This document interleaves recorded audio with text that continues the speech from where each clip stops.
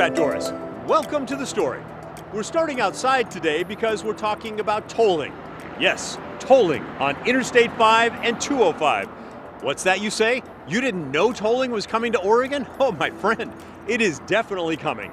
It'll be here by late 2025, so about 3 years from now. The idea is to get more cars and trucks off the freeways during the busiest times of the day.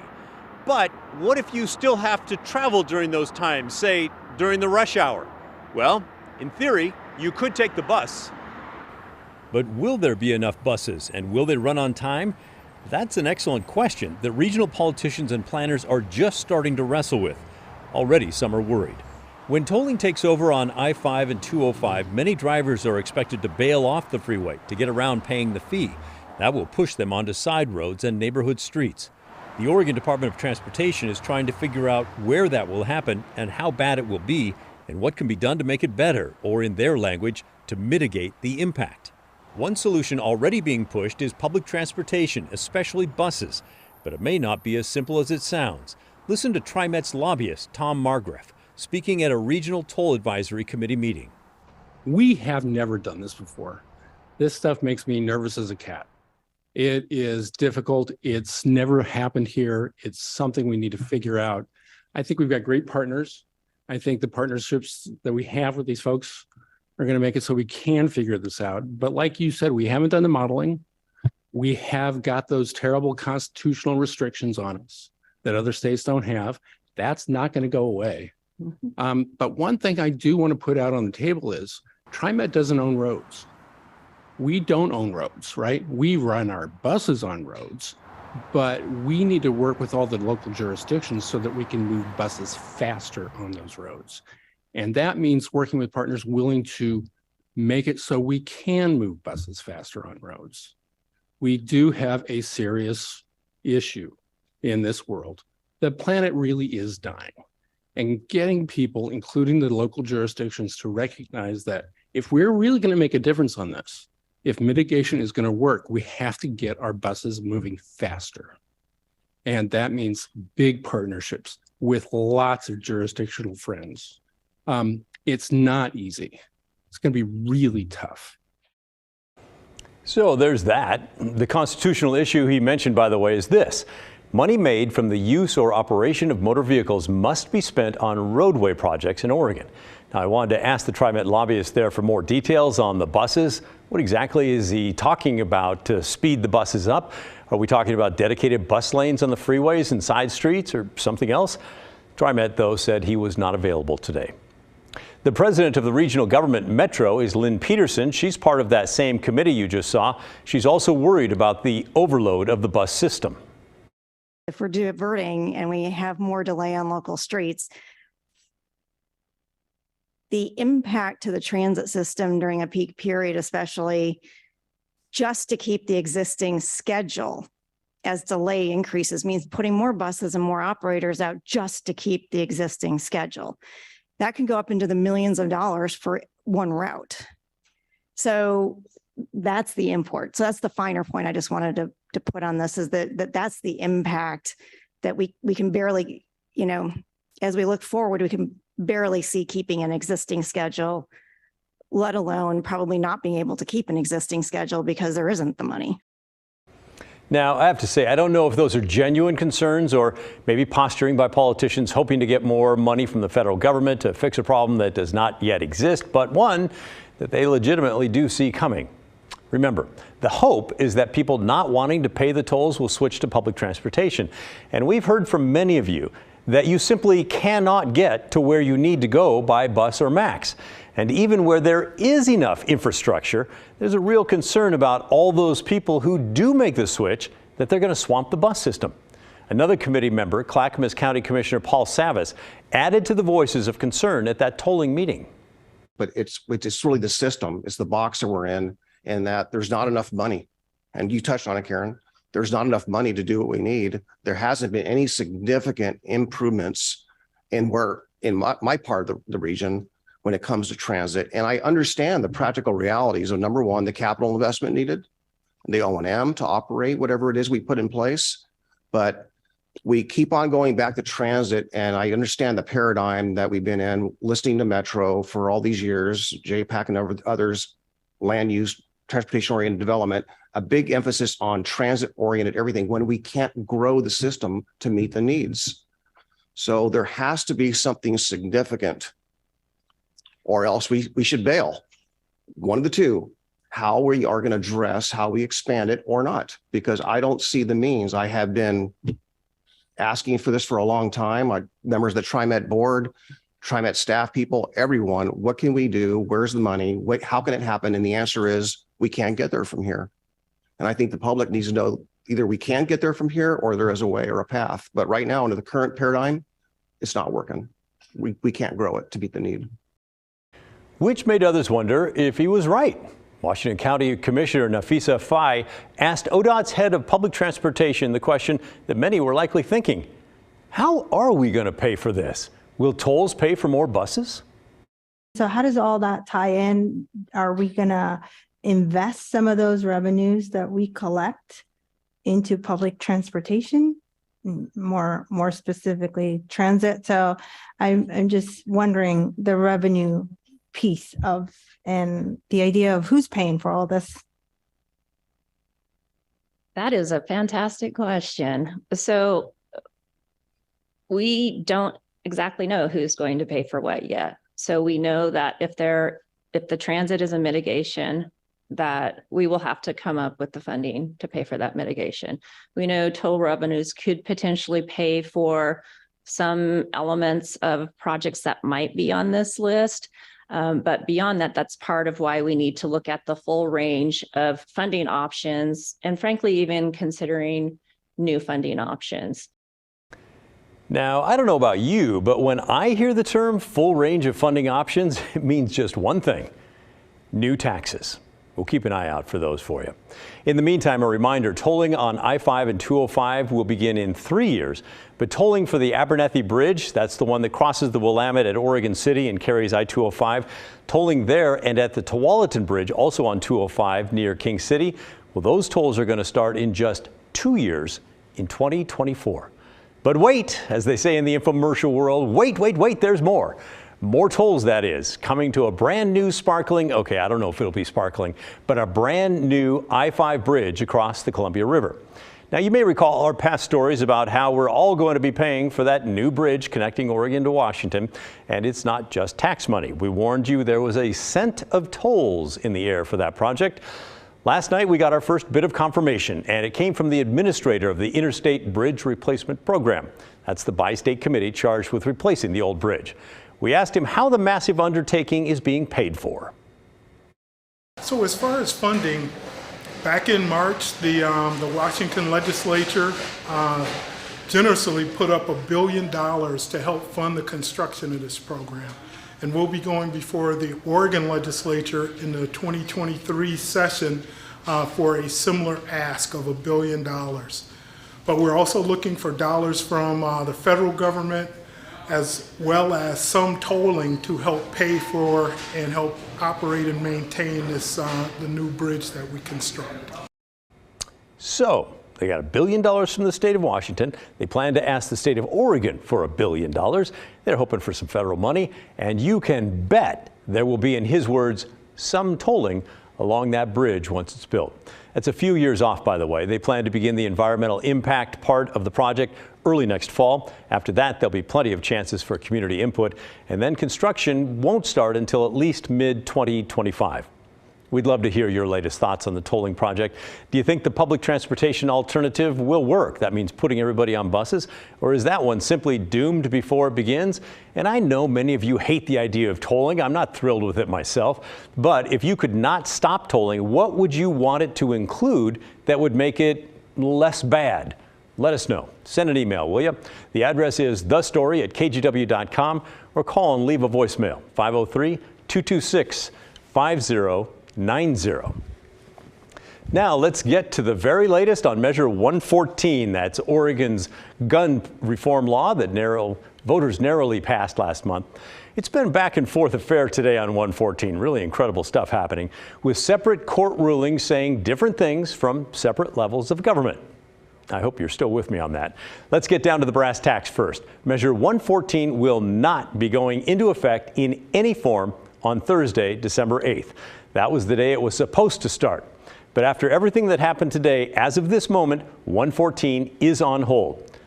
Now, for those of you watching this episode online after it's aired, it's possible that things have changed. But here on live TV on December 6th at 6:09 p.m., that's what's going on. So, how did we get here? The day started with good news for advocates of Measure 114. A federal judge ruled against the plaintiffs who argued the measure violates the Second Amendment of the U.S. Constitution.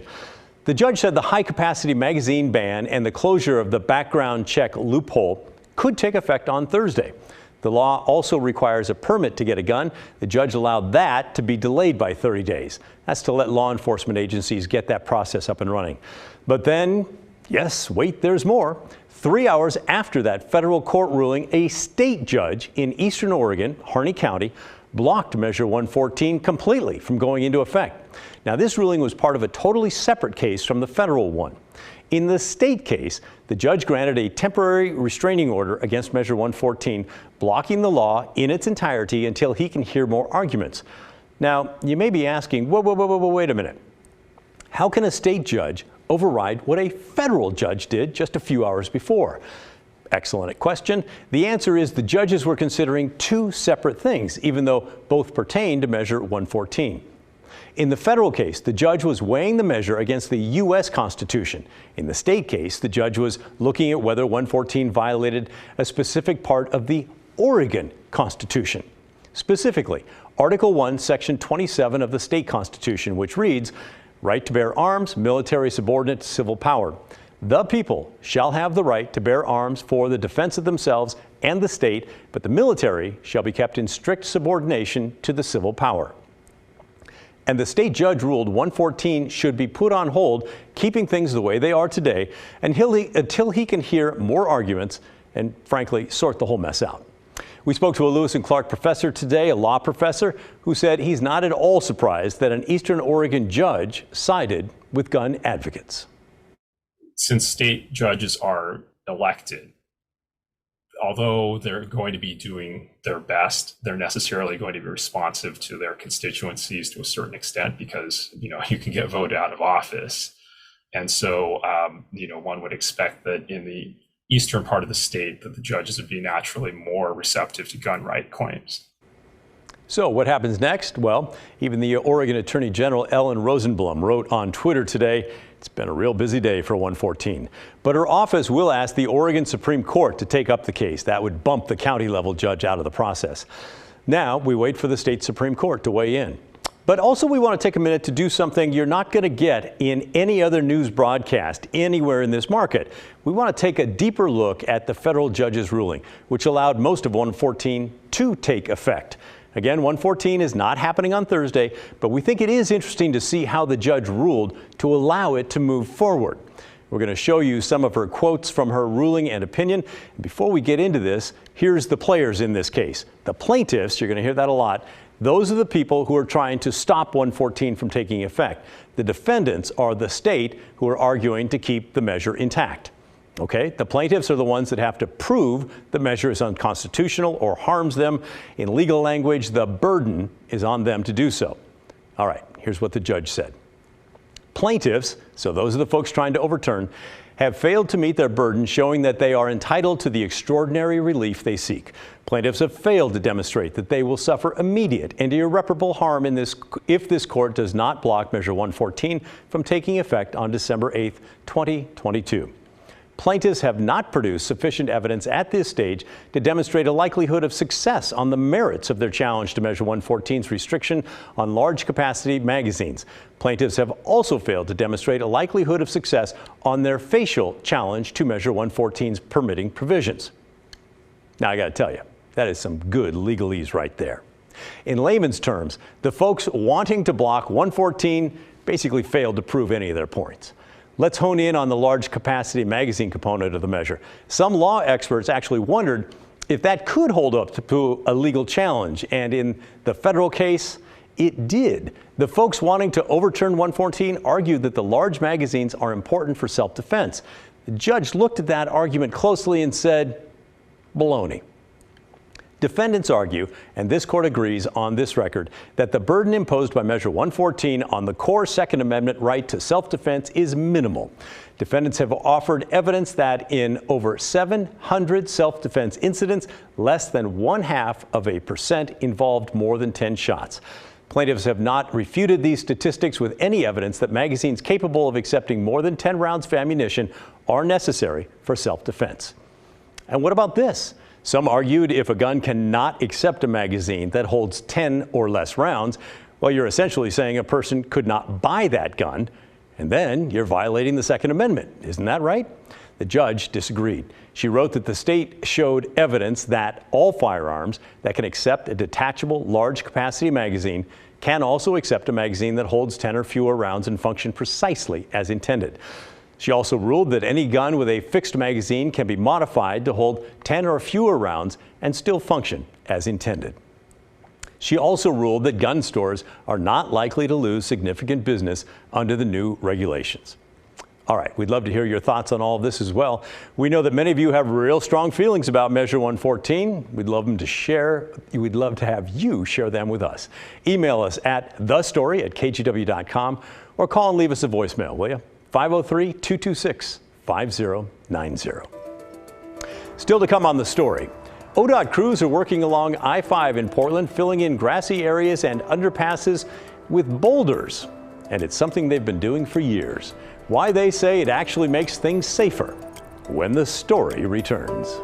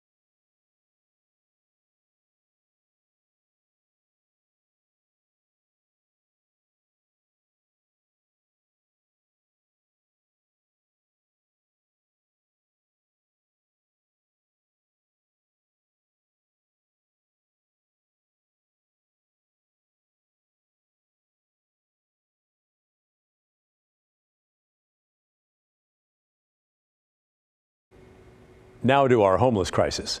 We often report on the big homeless camps on sidewalks and pretty much everywhere between downtown. But tonight's story is focused on other camps equally as visible, the ones along the interstate. Oregon's Department of Transportation says the camps are a real safety hazard, and they've started putting boulders in spots where camps have popped up in an effort to discourage people from camping there. They tell us, as simple as the effort seems, it does work. ODOT spends hundreds of thousands of taxpayer dollars to both install these boulders and then try to keep the interstate shoulders and underpasses clear of homeless camps. It's nothing new. They've been draping the interstate with stones for several years and are starting back up now that the weather is changing. We've placed them in areas where we've seen camps. We've placed them in areas where we suspect there will be camps. It's not easy and it's not cheap. It's kind of a last resort where we use these to try to make sure that the campers, the illegal campers, are not on state property. People can get killed when they're camping next to the freeways like this, and people have died in these kind of situations. Blair Best covered this story for us today. Now, you may have seen her reports in earlier broadcasts. She did something a little different for us here on The Story. Well, because our show is, of course, different. So instead of a regular news segment, she recorded short video clips during the day showing us and you what she's seeing and hearing on the street. Just checking in here, we were actually driving to try and find those boulders along the freeway when we came across this camp. Where are we here? Right on the corner of Northwest 16th Ave and Northwest Flanders. The freeway is right down over this guardrail. And the impact reduction team, or the rapid response team, was here clearing out the people in this camp. So we immediately pulled over, wanted to check in with them, see how it was going. And, I talked to them about why they choose to camp on these busy streets and if it's dangerous. And the one man who lives here with his wife told me that this intersection behind me here is one of the worst, most dangerous intersections that he's ever lived at. He says there are crashes there, 3-4 times a week. But he tells me he's been swept over and over again by the city, that he just doesn't know where else to go. So they find trees like this and little inlets that can block them from any of the elements. So yeah, just some insight on this camp that we stopped by today. It's about 11:30 this morning and we're just north of Delta Park. You can see under MLK Boulevard here, ODOT crews are putting in what they call a rock garden. It's basically just the large boulders to try and stop homeless people from camping here. There's actually a lot of activity happening in this area of the freeway about a mile south. Impact reduction team is clearing out a huge homeless camp, and then we saw a large pile of boulders right near the camp. So we can only assume that they're clearing that camp and then we'll put in large boulders there just like they're doing here. So we're about to head to that camp and talk with those people who are now being displaced. We're at that other camp I was just telling you about. It's just after noon here. We talked with the people living in this camp here. And there's the pile of boulders right there that we're assuming are gonna go into place here. The city is clearing a camp over this way, underneath, past that green tent. And I really think, just bottom line, what I'm learning and what I'm hearing today from those experiencing homelessness is that, these boulders are going in place because the city and the state say it's unsafe for people to be camping along the freeway. Yet people who camp along the freeway tell me they feel safer out here than they do downtown in the city. They say it's more dangerous to camp on those sidewalks where there's, tons of drug use and lots of violence and crime. And so they actually choose to come out here. So yeah, just something to think about. Yep, something good to think about. Thanks, Blair. By the way, Blair does a great job of getting in there and interviewing people living in the camps. She had a lot of those interviews in our earlier broadcasts. So what do you think about that strategy? It seems almost a bit medieval, putting rocks where someone is trying to live to deter them from staying there, but ODOT says it works. Let us know what you're going through and what's happening in your mind. Let us know about your thoughts on this story. Send an email to thestory@kgw.com. Yep, we're asking for that all night long. Or call and leave us a voicemail. 503-226-5090. Still to come on The Story, organized retail crime, not just a problem here in Portland or Oregon in general. Billions are lost every year in the state of Washington as well. And now the state's attorney general wants the legislature to step in and help out. We'll explain when The Story returns.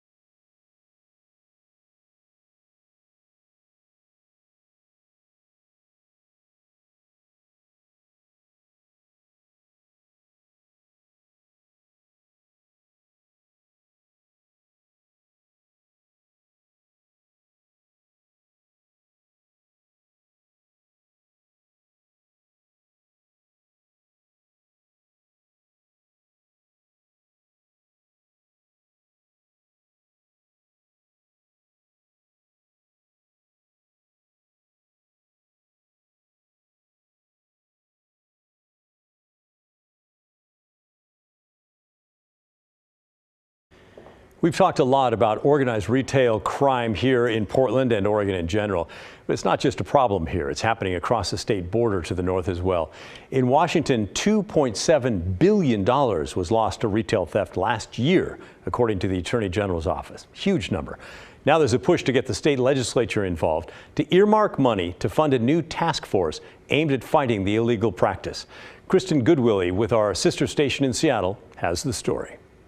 The King County Prosecutor's Office tells me they're seeing a dramatic increase in the amount of retail thefts they're charging. And local businesses tell me they're experiencing more break-ins than ever before. Security footage from store after store. Thieves breaking in, stealing hundreds, thousands of dollars. We've been in business 17 years and we have 2 locations. And up until this last year, we'd had 0 break-ins. Not only are the break-ins ramping up, but so is the nature of the crime. It's really like a pressure cooker, you know, when you have these repeat offenses against you and you have no help whatsoever. People come from around the world to Pink Gorilla Games. A little over a month ago, they were robbed at gunpoint. It's extremely stressful trying to keep all the employees safe and keep business running smoothly. Businesses in the Chinatown International District say the problem is that no one is being held accountable. What we really need is for someone or some entity to really attack the problem at its roots cause, at its basic cause. Washington Attorney General Bob Ferguson is asking the state legislature to fund 10 full-time positions for the Organized Retail Crime Task Force. They're asking for $1.5 million a year. The goal is to create collaboration between law enforcement agencies as they zero in on organized crime rings. It's important to send a message that this kind of behavior won't be tolerated, but also that we hear businesses and collectively we're going to take action on it. 2 prosecutors from the King County Prosecutor's Office are on the task force. Already this year, the prosecutor's office has seen a 100% increase from last year in the number of retail theft charges. Ultimately, what we don't want to see are people feeling unsafe to go to any part of King County, or we don't want to see businesses leave. But businesses say what's in place isn't working. There's really nothing you can do to stop that. A security guard's not going to stop it. Nothing is going to stop it, you know, except maybe this task force. Boy, those frustrations sound similar to what we've heard down here in Oregon. By the way, Oregon does have an informal group dedicated to fighting these types of crime. The difference here is there's no state money involved like AG Ferguson wants up in Washington. Ours is called the Organized Retail Crime Association of Oregon. It was created back in 2019 as a nonprofit. It's made up of retailers, law enforcement, and prosecutors.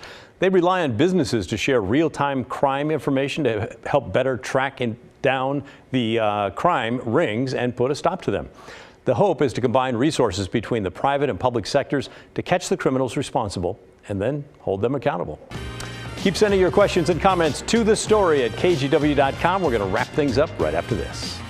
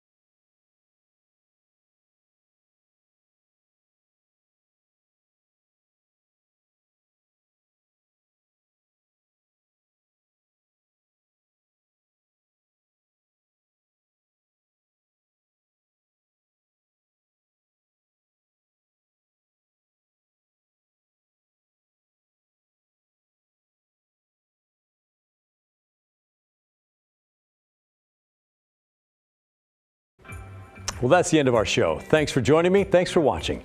Remember, the story, our collective story, well, that never ends. I'll